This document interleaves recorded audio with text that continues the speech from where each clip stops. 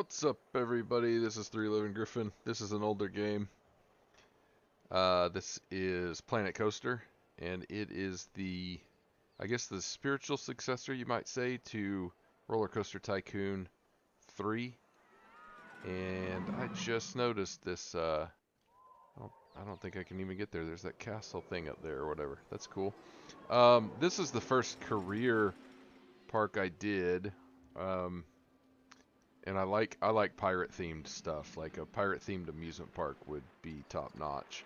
And I just liked this park. But I just wanted to show the first roller coaster I built in Planet Coaster. I am not an engineer, and I don't know that much about roller coasters. I just really like roller coasters, and I built a lot in Roller Coaster Tycoon 3. Now, I did build this coaster and this coaster for this scenario. But those are not the first that I've done. This is not that great of a roller coaster, but you know, it's my first roller coaster in Planet Coaster, Planet Tycoon. It's my first roller coaster in Planet Coaster, and so, and it's this one over here. Now this is a bit of a mess. And I really like wooden coasters better in a lot of ways. But anyway, I try to use this stuff efficiently. I try to use my space and gravity efficiently. Is nobody writing this? Is it broken? Oh no, there's people riding it. Okay. So, whoops, we're going to write it. Steel coasters can be kind of fun, and they can be kind of rewarding to try to build efficiently, but in this case I started off building it too big. I didn't have anything in here to reference the size, and I was just kind of like, it looked too small, so I kept building the lift hill taller and taller and taller. And so I wound up with like too much space, I guess. So anyway, it's got a bunch of like really expensive loops up in the top that you could see. I don't know when this thing's gonna go. There we go.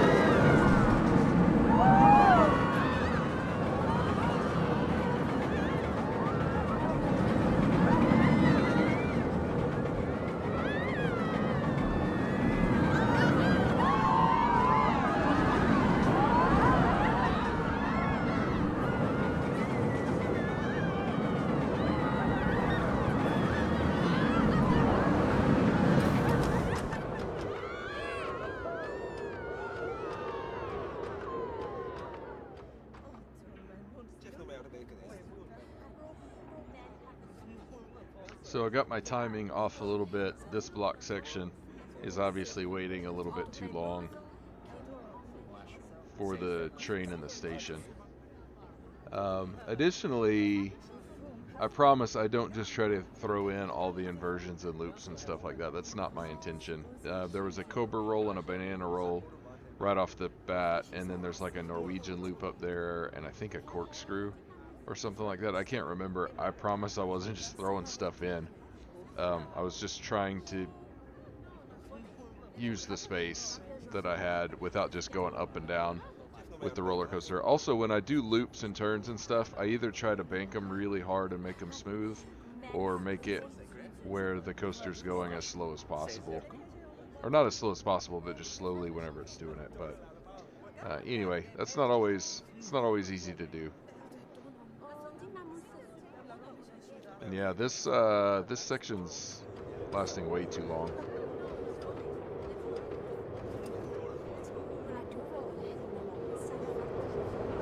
I really like that. I like hanging people over an edge slowly and just kind of like dangling them there for a second.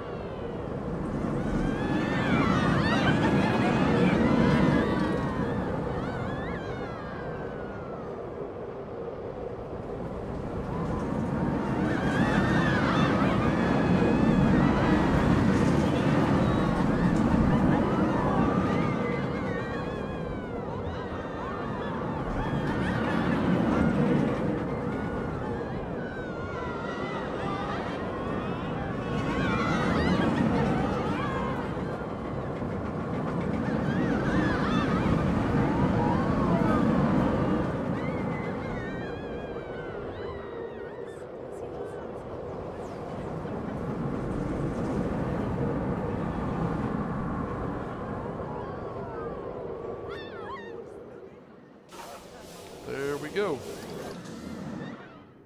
Okay, so, let's see here. Yeah, my numbers aren't good. My fear and my nausea numbers are too high, and the excitement's actually too low for what it is. So that's not great. So speed, I like seeing high speed. The average speed is pretty low, but that's okay because I do like to get the coaster slow at times. Biggest drop, here we go, max vertical G-force. That's probably a touch high, and this is definitely way too low. The forward and, well, the high and low forward G-forces I don't think are too bad. This lateral G-force is a bit high too, so anyway. Not a great coaster. There's a few segments of it that I really, really like. And I like the second half better than the first half. So, anyway. But there's a lot going on there. And, like I said, here's the, I believe this is a Cobra roll and a banana roll. And then I think this is a Norwegian loop. And then like maybe an overbank turn or something like that. There's a few things going on in there, but it needs to be smaller and more efficient. This is not one you would want to build. Now, just real quick over here, I always like to build stuff like this, and there's actually a smaller one that I need to try to build. Small roller coasters are your friend whenever you're doing the career stuff. Things that you can build for relatively cheap, but they have high excitement factors and they're not too complicated. That's really what you want to do. So this is almost a copy of a ride that you can ride at Fiesta, Texas. In fact, this might even be named, it might be named the Boomerang, I don't remember. I don't think I have this gate working correctly either. But it drags you backwards up here and just drops you, and then it comes over here and drops you forwards, and then it drags you forwards and drops you backwards. It's actually a really fun ride. Quick ride, fun ride. So yeah, I don't think that gate is going to work correctly, but we'll see. I haven't really tested it that much.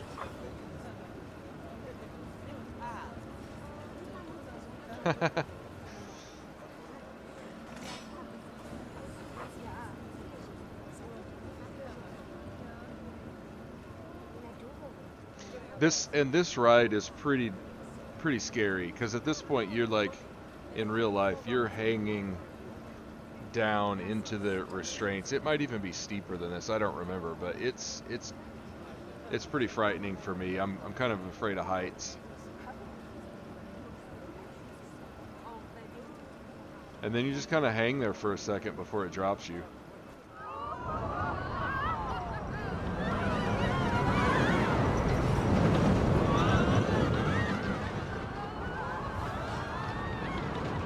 Cobra roll. And the loop.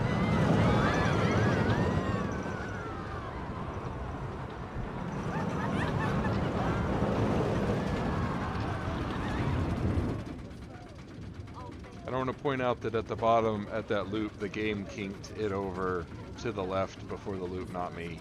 I didn't do that.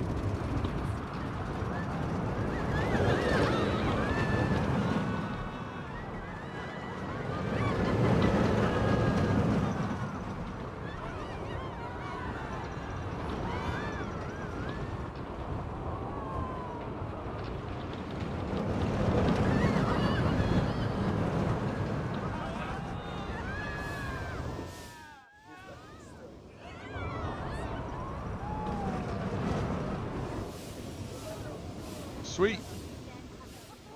And the gate actually worked correctly both ways. So yeah, that's a pretty fun design, and I like building those. This is a little bit big in some ways, but I like building that kind of stuff for my career kind of stuff. So its excitement's a little bit low and the fear's pretty high, but I think that's probably fair. But this is a good kind of a ride to try to spend less money and make a bit more, um, if you're really needing to. So anyway, that's that. I mostly just wanted to record my first roller coaster. It's kind of abysmal. It looks trashy to me. It looks like it's like somebody just came in and threw a bunch of stuff together. But anyway, it did work, and so I guess I would never build that in my park. It looks hideous. Thanks for watching.